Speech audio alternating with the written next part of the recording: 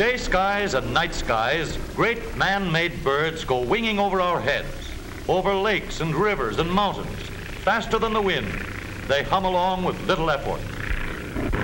But every plane has a guiding hand, and behind the throttles of the giant engines, there sits a pilot who makes them purr or roar at his command. The way these mechanical birds sail along through the sky looks surprisingly simple, but is it so easy? Sure, there's nothing to it. Take the wheel, for example. You can make the ship do most anything by moving it like this. You can turn it over, do loops, dives, and fly upside down. See, this is all you have to do. There's nothing to it. Of course, you have to watch where you're going all the time and keep your eyes on these instruments. They're all telling you something every minute. The stabilizer here practically flies the plane for you.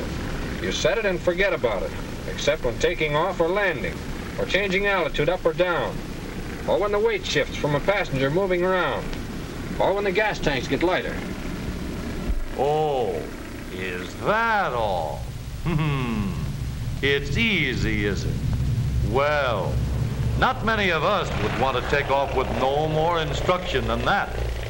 There's one thing this expert forgot.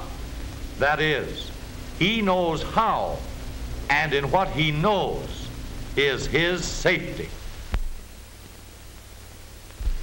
When a fellow learns to fly with the Army Air Corps, he doesn't learn it all in a day, a week, or even a month. The gateway to the Air Service is a big schooling ground at San Antonio, Texas, the primary training point for Army pilots. Physical tests come first. Before he can even be considered, every applicant proves himself sound in every way.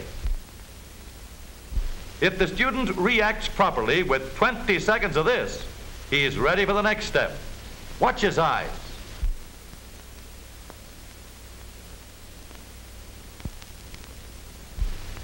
Ability to judge distance and timing is determined from the results of a depth perception test. The student adjusts the controls to bring the two uprights an equal distance from his eyes. He gets a thorough test on the coordinator to find out how quickly he will react later in the air. Every Army pilot must be an expert radio operator to be able to understand signals in the air.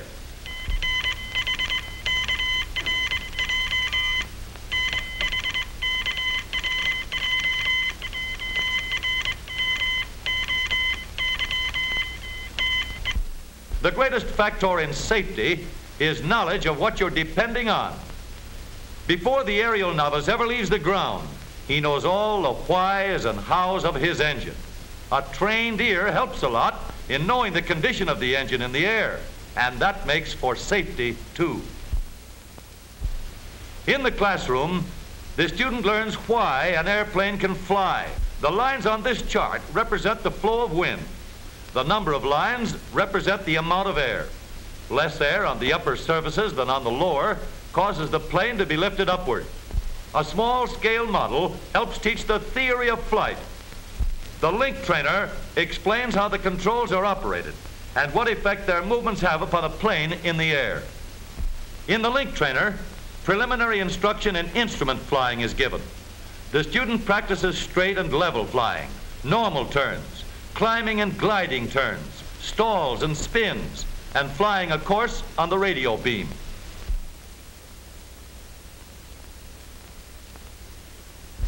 Then comes the work on an actual plane. The Army pilot must know how to take the best possible care of his airplane.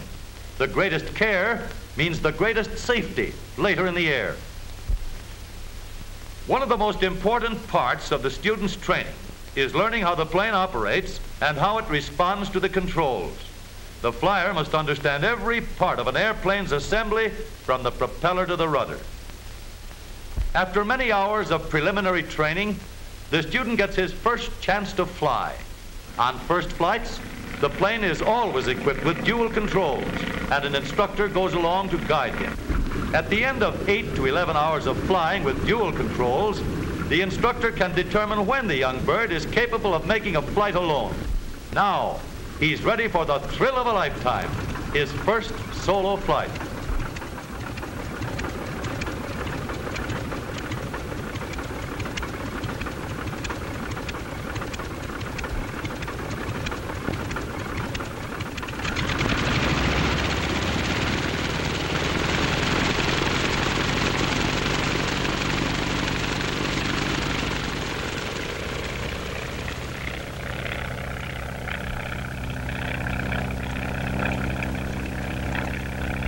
Far away from the rest of the squadron, the student gets the feel of the sky with the greatest possible safety. There's a perfect three-point landing to his credit. Couldn't be better. Months more of practice, and the young flyer has earned the right to fly one of the Army's famous P-26A pursuit planes, the harnessed Hornet of the air. Now he's a top-notch pilot, and flying is easy because he knows his plane and how to control it for safety.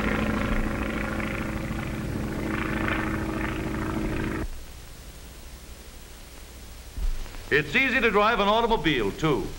But here again, the greatest factor in safety is a knowledge of what you are driving and how it can be controlled. Anybody can start a car, whether he knows anything about power and brakes or not. It's easy to push down accelerators, release clutch pedals. It's easy to shift the silent synchro mesh gears. And it's easy to stop the car with perfected hydraulic brakes. But like the expert flyer, the driver of a modern, high-powered motor car should know all he can learn about automobiles.